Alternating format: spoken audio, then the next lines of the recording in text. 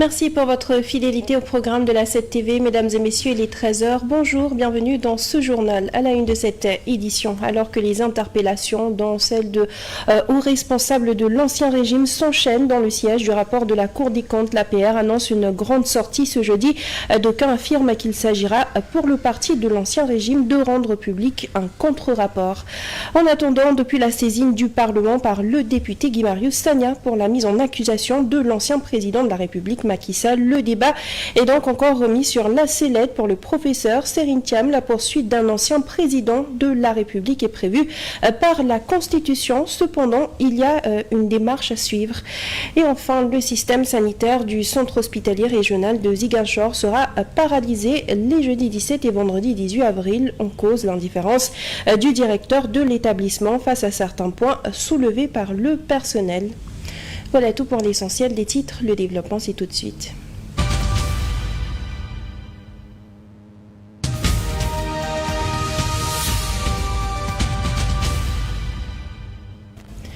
Et nous le disions à l'instant, ce jeudi, l'Alliance pour la République, l'APR, a convié la presse nationale et internationale pour un point de presse. Ce sera à 17h. Le parti de l'ancien régime annonce des sujets importants. Certains médias tels que CineWeb affirment néanmoins que l'APR va publier un contre-rapport du rapport d'audit de la Cour des comptes rendu public les mois derniers. Ce contre-rapport sera publié sous la forme d'un livre. Par ce geste, ces anciens responsables de l'ancien régime veulent se laver à grande eau.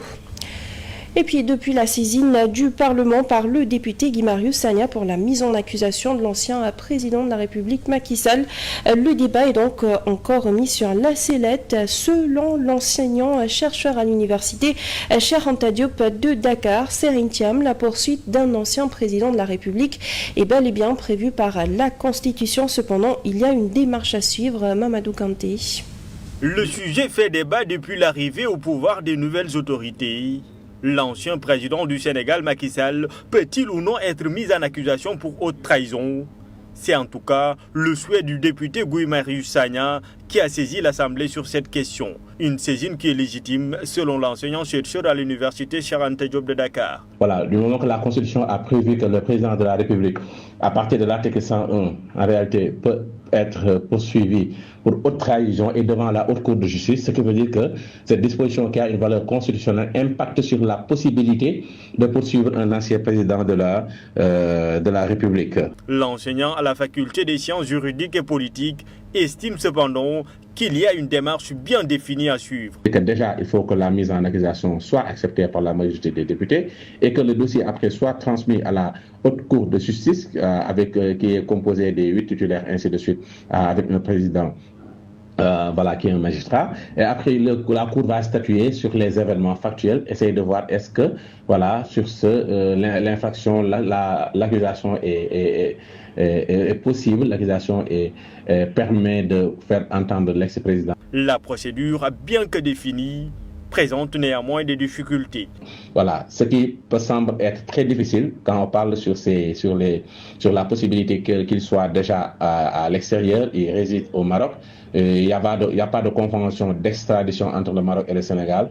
Encore qu'en matière politique même, l'extradition est interdite. Mais sauf que ici, je pèse bien mes mots, sauf que ici, ce n'est pas en matière politique, c'est une accusation, c'est une infraction à laquelle on pourrait poursuivre un président de la République. La saisine du Parlement par le député Guy Marius Sagna a suscité la colère de ses collègues du groupe parlementaire Taku Wallu Sénégal, qui la qualifie d'énième forfaiture visant à affaiblir la démocratie sénégalaise.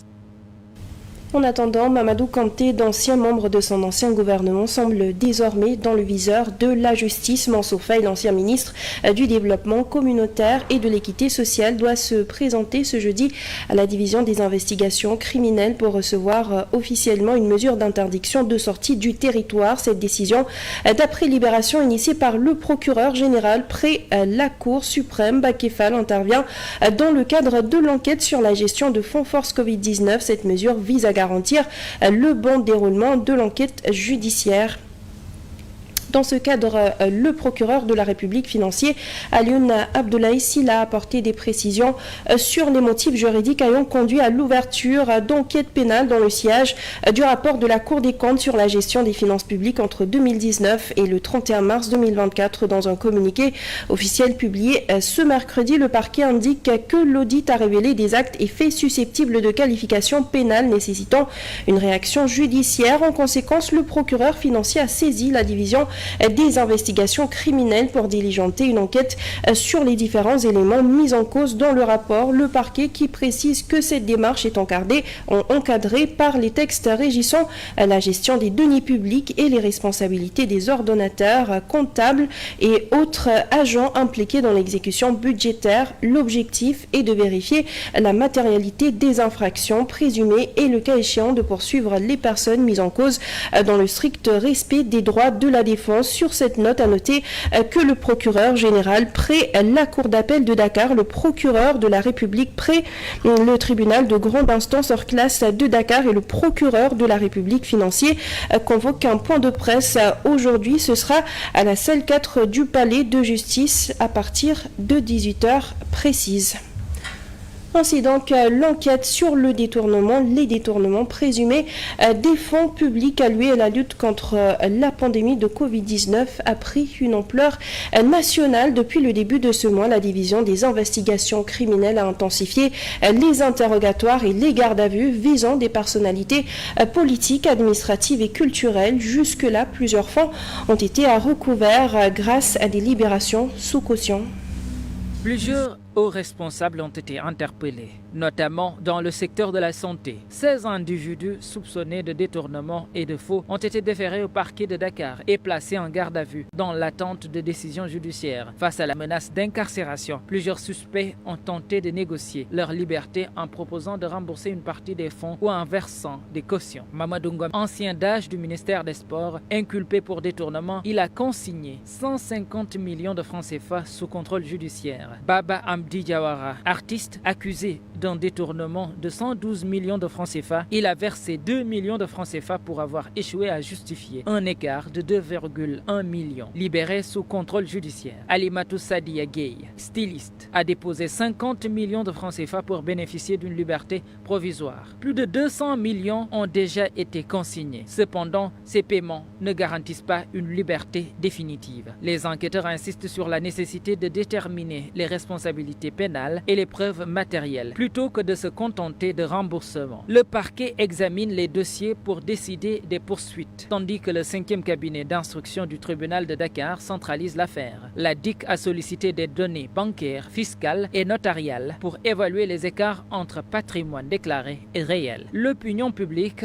exige transparence et sanctions exemplaires, critiquant les tentatives de monnayer l'impunité. Les commentaires en ligne reflètent une colère envers l'ancien président Macky Sall, accusé de laxisme. Malgré les efforts du gouvernement pour minimiser les irrégularités estimées à 6 milliards de francs CFA, la pression reste forte pour une réforme anticorruption. Cette affaire illustre les défis de la gouvernance financière au Sénégal. Si le paiement des cautions permet à certains suspects d'éviter la détention préventive, il ne résout pas les problèmes structurels de corruption. Les prochaines étapes judiciaires, incluant d'éventuels procès, détermineront si la justice parvient à restaurer la confiance publique.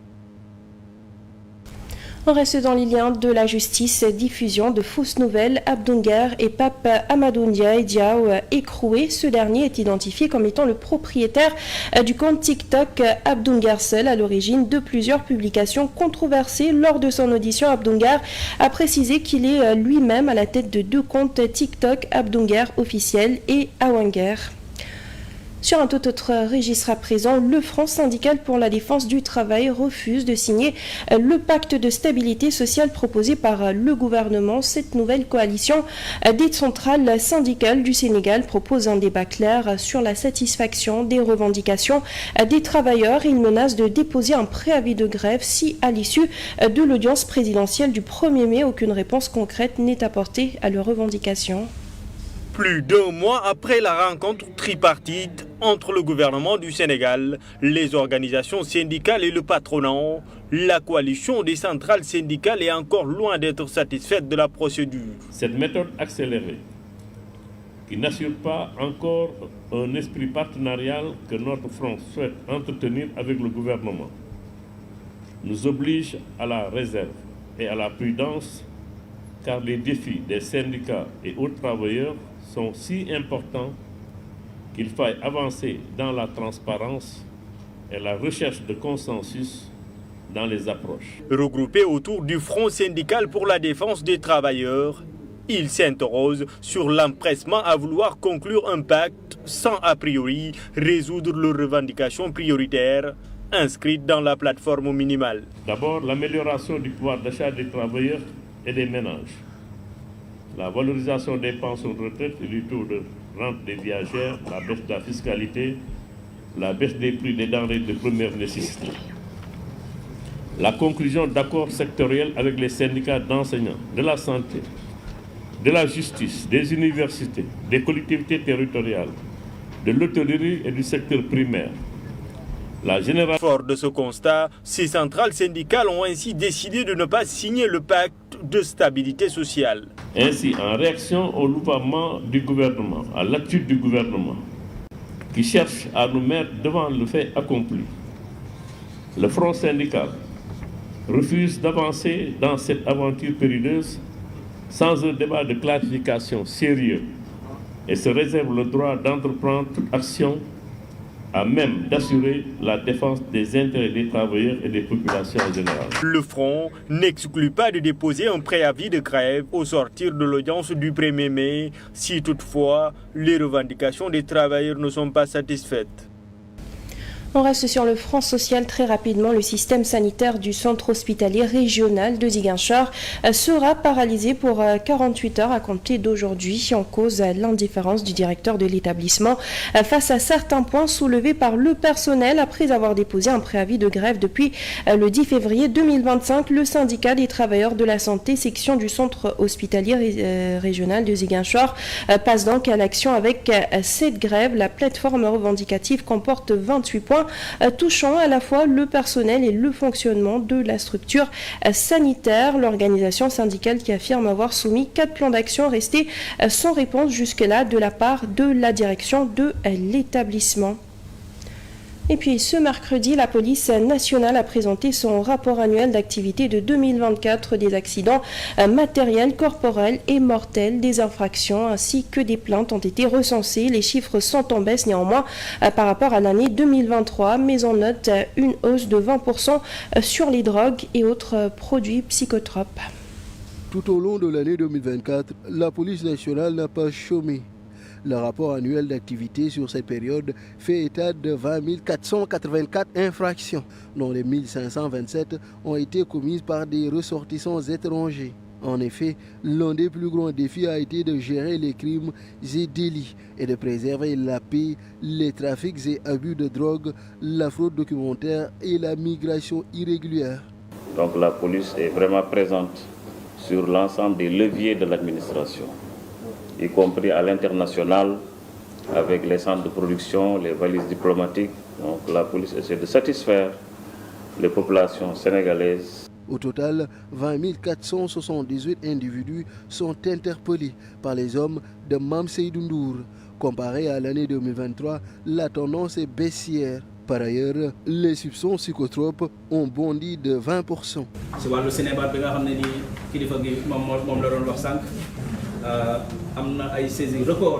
Mais statistiquement parlant, donc l'année 2024 est en nette baisse. À cela se greffe 33 000 demandes de renseignement, 3 615 signalisations, sans oublier un déploiement exceptionnel de 956 514 effectifs lors des grands rendez-vous. L'heure est à la congratulation pour le haut commandement. Je voudrais donc féliciter tous les chefs de service, tous les directeurs, pour les résultats importants qui ont été engrangés. Dans un souci d'étendre davantage ces tentacules au profit de la nation, la direction générale prêche le renforcement des moyens et stratégies contre l'insécurité urbaine, la migration irrégulière et le trafic des stupéfiants, la création de directions régionales au niveau des pôles, la poursuite du maillage territorial, entre autres. Et selon le commissaire divisionnaire Abdoulaye, directeur de la police de l'air et des frontières, 5945 accidents routiers ont été ressentis durant cette période avec un taux de mortalité de presque 50%. Il en appelle au sens des responsabilités des conducteurs. La situation devient de plus en plus préoccupante. Bien vrai que des mesures correctives ont été déjà prises par le passé, notamment par les forces de défense et de sécurité.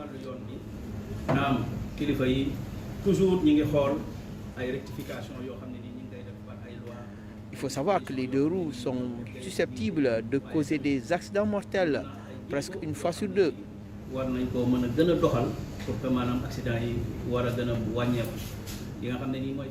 Il y a des mesures qui sont prises par les autorités en place. Et là, j'invite les conducteurs à respecter les dispositions prises pour se prémunir des risques.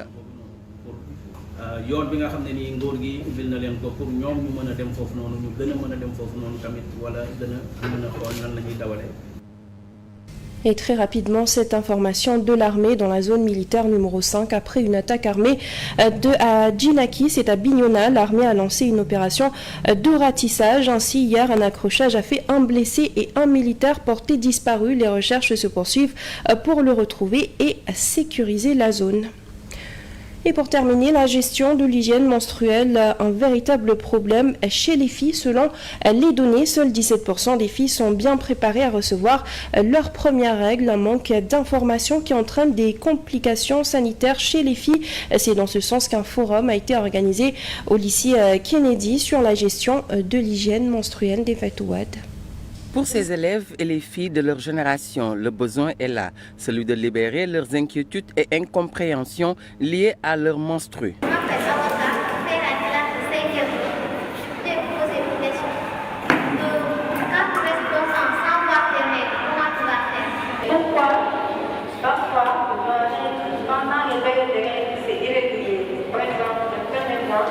Tu vas 3 à 4 jours et le second mois c'est 2 jours et après. C'est irrégulier quoi. J'aimerais poser une question. Moi, j'avais mes règles en 4 jours et maintenant en 2 jours ça va recommencer. Je voulais poser la question que ça c'est censé être bon. Ce forum d'échange entre spécialistes de la santé de la reproduction et élèves du lycée Kennedy était donc un cadre approprié pour donner la bonne information sur la gestion de l'hygiène menstruelle. Ces menstrues qui fait partie de la femme et ce sont des conditions physiologiques de la femme. Donc il faut les supporter, il ne faut pas avoir honte, il ne faut pas avoir peur, mais il faut toujours les gérer et prendre les serviettes adéquates et venir au cours comme tout le monde. Cependant, le tabou, les rumeurs et certaines pratiques qui entourent la menstruation constituent des obstacles à l'hygiène menstruelle et cela impacte sur la santé des jeunes filles. Au fond du Sénégal, mais on a vu que des filles même s'isolent parce que ne peuvent pas ou bien n'ont pas de solution pour gérer leur menstrues. Des fois, on utilise la boue pour se protéger. La boue, des fois, on utilise des feuilles pour se protéger. Bien vivre ces règles avec dignité et confort repose sur la disponibilité d'outils de protection, d'infrastructures adaptées et une bonne gestion des déchets menstruels. Des aspects bien pris en compte dans ce lycée de jeunes filles. La question de l'hygiène menstruelle occupe une place importante dans notre établissement. C'est pourquoi nous avons mis en place un dispositif avec déjà beaucoup de blocs sanitaires. Pour ce qui est du dispositif, nous faisons de sorte que chaque fois qu'une fille a besoin d'une serviette, qu'elle en trouve quelque part, au niveau des surveillances, au niveau de l'infirmerie, même au niveau de l'administration. Donc une fille ne peut pas rentrer chez elle parce qu'elle n'a pas de serviette. Selon la cellule genre du ministère de la Santé, plus de 80% des filles au Sénégal ne sont pas préparées à accueillir leurs premières règles. Un manque d'information auquel veut remédier l'Association des journalistes en santé, population et développement en partenariat avec la Fondation Bill et Melinda Gates. Et nous passons tout de suite à la revue de presse.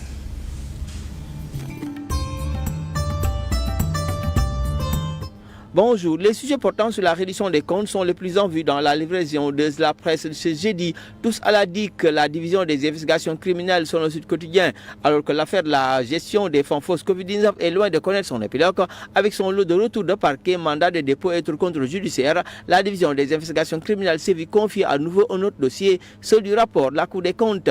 La Tribune, pour sa part, s'émeut des scandales sans précédent entre surfacturation, dépenses imaginaires, retrait injustifié de fortes sommes ont été détournés dans le cadre de la gestion des fonds de riposte au Covid, son journal. Surtout, ce journal, ces détournements émeuvent tant l'opinion, c'est parce qu'ils ont été commis au moment où les populations en souffrance étaient contraintes de rester chez elles. Selon l'Observateur, près de 2 mois après la publication de ce rapport, le ministère public enclenche une procédure judiciaire suite aux révélations de la Chambre des affaires budgétaires et financières de la dite Cour.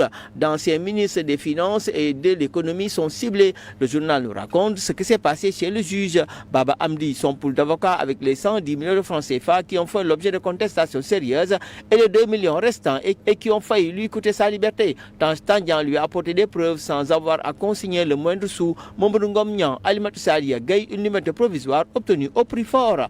Gros déballage à la DIC, son libération en évoquant les auditions menées par la division des investigations criminelles dans le cadre de l'enquête sur les fonds force Covid-19 qui a révélé des cas présumés de corruption et d'abus de fonction. Selon Source A, le fric a coulé à flot avec des cautionnements à tout va. C'est le cas de Mamoudou Sen de Kausara Business Service qui a consigné auprès du juge près de 3 millions. Baba Amdi lui peine à justifier l'utilisation des 2 millions et à cautionner 2 millions. C'est le magistrat du 5e cabinet. Sont les échos, cautionnement à tout va, une autre procédure ouverte. Le fonctionnaire des finances et les anciens mis en danger estiment les échos et qui inscrit dans cette même perspective le traitement de rapport, la Cour des comptes des finances publiques et sur la gestion des fonds force Covid-19. Le Soleil lui déclare que ce sont près de 200 millions de francs CFA qui ont été déjà consignés, inculpés dans l'affaire de fonds de riposte de la Covid. Plusieurs personnalités ont obtenu une liberté provisoire après avoir consigné des montants incriminés. Dans le domaine de la justice, toujours Vox Populi souligne qu'avec le rapport de la Cour des comptes, le parquet financier et judiciaire pose les jalons d'une tempête judiciaire. Le quotidien, lui, sur la réduction des comptes, indique que le parquet judiciaire en action sur les fonds de force Covid-19 entre consignation et retour de parquet. Sur le journal, le temps de la justice n'est pas le temps des hommes. Mais le peuple quotidien lui annonce une plainte de Massali contre Tchemoro. Il est accusé d'avoir bénéficié des fonds de la Covid, ce que Massali a démenti. Wolf quotidien lui se penche sur le cas Macky Sall avec les attaques de Pastef. Le journal affirme que Macky est lâché par les siens car sans défense. En sport record sur la Ligue Europa avec les quarts de finale retour, ça s'annonce compliqué pour Niakhaté, Boulaye et Sahara. La Tribune Score lui écrit que rien n'a souri au Real Madrid. Le PSG hérite d'Arsenal. L'Inter Milan affrontera le Barça. Bonne lecture.